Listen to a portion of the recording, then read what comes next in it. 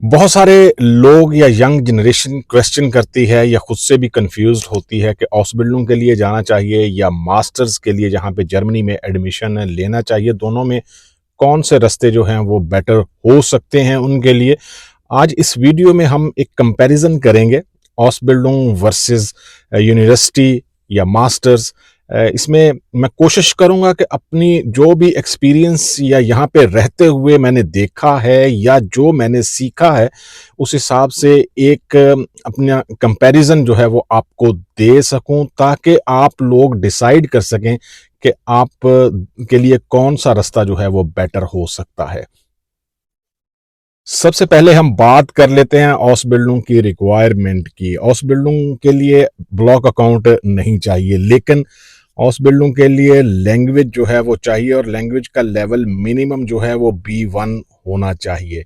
अगर आप लोग अपने कंट्री से FA पास हैं या मैट्रिक किया हुआ, बहुत सारी ऑस्बिल्डिंग्स यहाँ पे मैट्रिक की बेस पे भी जो है वो मिलती हैं, लेकिन लैंग्वेज जो है वो आपके पास होनी चाहिए। और इसके साथ अगर आपके पास उसी फील्ड में एक्सपीरियंस भी है तो आपके चांसेस जो हैं वो बहुत ज़्यादा हो जाते हैं। जैसे जैसे आप उस फील्ड में आपके पास डिप्लोमा है या आपके पास एक्सपीरियंस है तो उस हिसाब से चांसेस जो हैं वो ज़्यादा हो जाते हैं। ऑस्बिल्डिंग में चूंकि सैलरी मिलती है इसलिए जो है वो आपको ब्लॉक अकाउंट की ज़रूरत नहीं रहती। जब भी आप किसी कंपनी में ऑस्बिल्डिंग स्टार्ट करते हैं तो थ्योरी के साथ जो है वो आप प्रैक्टिकल भी सीखते हैं। आप कंपनी में जो है वो 3 दिन 4 दिन जो है वो प्रैक्टिकल करते हैं और उसके बाद 1 दिन या 2 दिन जो है वो थ्योरी के लिए किसी प्रोफेशनल स्कूल या बगूफ शूले जो है वो जाते हैं। आपको सैलरी मिलती है, आप जल्दी जो है वो प्रैक्टिकल लाइफ में जो है वो एंटर हो जाते हैं और आहिस्ता आहिस्ता एक्सपीरियंस लेने के बाद या जैसे बंदा 3 साल की अगर ऑस्बिल्डिंग है तो उसके बाद जो है वो बंदा सेटल हो जाता है। लैंग्वेज अगर पहले से नहीं आती, सिर्फ सर्टिफिकेट हैं उसके पास, तो आहिस्ता आहिस्ता जो है वो सेटल डाउन हो जाता है, लैंग्वेज बोलना शुरू कर देता है, कॉन्फिडेंस आता है, चीज़ें जो है वो समझना शुरू कर देता है। अब हम बात करते हैं जी कि मास्टर्स जो है उसके लिए आप यहाँ पे जर्मनी में आना चाहते हैं। सबसे पहले जो है वो ये माइंड में रहे कि आपके पास ब्लॉक अकाउंट की अमाउंट जो है वो होनी चाहिए, 12,000 यूरो से ऊपर जो है वो होनी चाहिए। उसके बाद जो है वो आप किसी यूनिवर्सिटी का या जिस फील्ड में आप मास्टर्स करना चाहते हैं उसका इंतखाब करते हैं। अगर आपने बैचलर नहीं भी किया, यहाँ पे मास्टर्स में एडमिशन लेना चाहते हैं तो आपको सबसे पहले फाउंडेशन या स्टूडेंट कॉलेज जो है वो जाना पड़ेगा फाउंडेशन कोर्स करने के लिए। फाउंडेशन कोर्स जो है अमूमन जो है वो लोग कोशिश करते हैं, क्योंकि जल्दी बहुत होती है यहाँ पे जर्मनी में आने की, तो वो प्राइवेट कोई भी कॉलेज है वहाँ पे एडमिशन ले लेते हैं, उनकी फीसेस बहुत ज़्यादा होती हैं। अगर आपको किसी पब्लिक यूनिवर्सिटी में जो है वो एडमिशन चाहिए तो उसका एंट्री टेस्ट आपको पास करना होता है और एंट्री टेस्ट जो है वो बहुत डिफ़िकल्ट होता है फाउंडेशन कोर्स के लिए। हम बात करते हैं कि आपके पास बैचलर भी है और आप यहाँ पे मास्टर्स करने के लिए आना चाहते हैं। मास्टर्स करने के बाद आपके पास थ्योरी तो होती है लेकिन प्रैक्टिकल एक्सपीरियंस जो है वो नहीं होता। आप मास्टर्स करने के बाद जब फील्ड में आते हैं आपके पास सिर्फ इतना ही एक्सपीरियंस होगा, अगर आपने मास्टर्स के दौरान इंटर्नशिप की है तो वही जो है वो एक्सपीरियंस आपका होगा, लेकिन थ्योरी आपके पास होगी। फिर भी बंदे के पास चांसेस होता है कि जो बड़ी कंपनीज हैं वहाँ पे रिसर्च में या एंट्री के तौर पे जो है वो आप वहाँ पे जाते हैं किसी कंपनी में और वहाँ से जो है वो स्टार्ट लेते हैं। ये 2 तरीके हैं जिस पे आप जर्मनी में यहाँ पे आ सकते हैं। अब हम बात करते हैं जी कि ऑस्बिल्डिंग के बाद जो है वो मास्टर्स कर सकते हैं या नहीं कर सकते। और ये मास्टर्स जो है वो जो दूसरा डायरेक्ट मास्टर्स करने आते हैं लोग, इसमें और ऑस्बिल्डिंग के बाद जो मास्टर्स होता है इसमें डिफरेंस एक्चुअली क्या है। जैसे मैंने वीडियो में बताया कि अगर आप डायरेक्ट मास्टर्स करने के लिए आते हैं तो एक एजुकेशनल वे से या रिसर्च के रास्ते पे ज़्यादा थ्योरी आपके पास होगी और उस तरीके से जो है वो आप मास्टर्स करेंगे और उसके बाद जो है मास्टर्स करने के बाद प्रैक्टिकल लाइफ में जो है वो एंटर होंगे।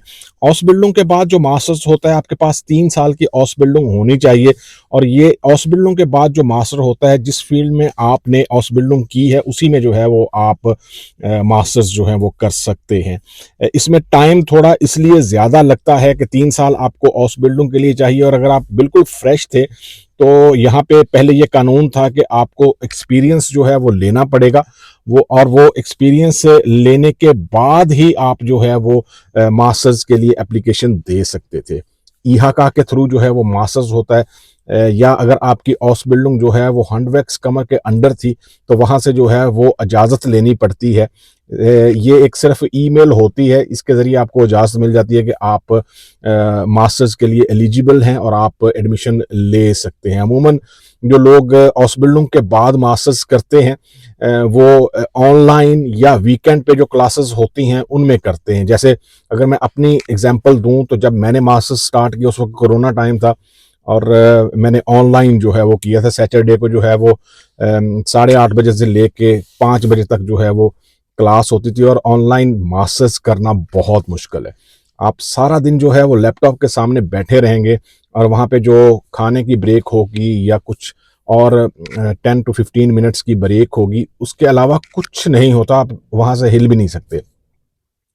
दूसरा जो डायरेक्ट मास्टर्स होता है उसमें प्रैक्टिकल एक्सपीरियंस बंदे के पास कम होता है, लेकिन वो 2 साल का मास्टर्स जो है कंप्लीट करने के बाद आप प्रैक्टिकल लाइफ में एंटर हो सकते हैं। लेकिन आपको रियलिटी बताऊं, यहाँ पे जर्मनी में बहुत सारे लोग जो हैं वो आईटी के लिए पागल होते हैं कि जी हमने आईटी में मास्टर्स करना है, कोई भी जो है वो फील्ड हो उसमें।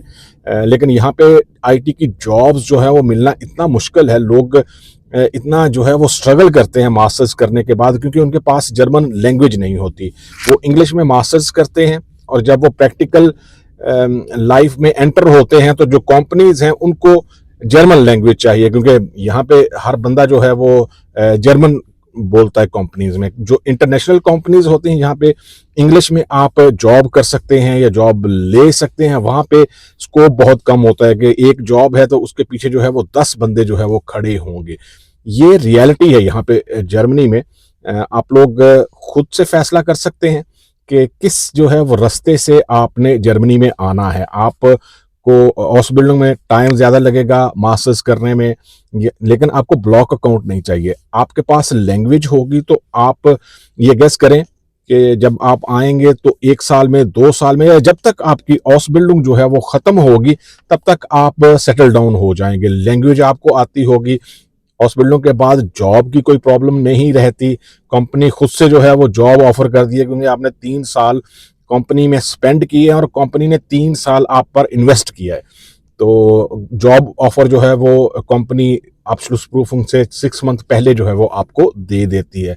अगर कंपनी नहीं भी देती तब भी अगर आप नई कंपनी जो है वो तलाश करना चाहते हैं तो तब भी इतना मुश्किल नहीं होता हॉस्पिटलों के बाद।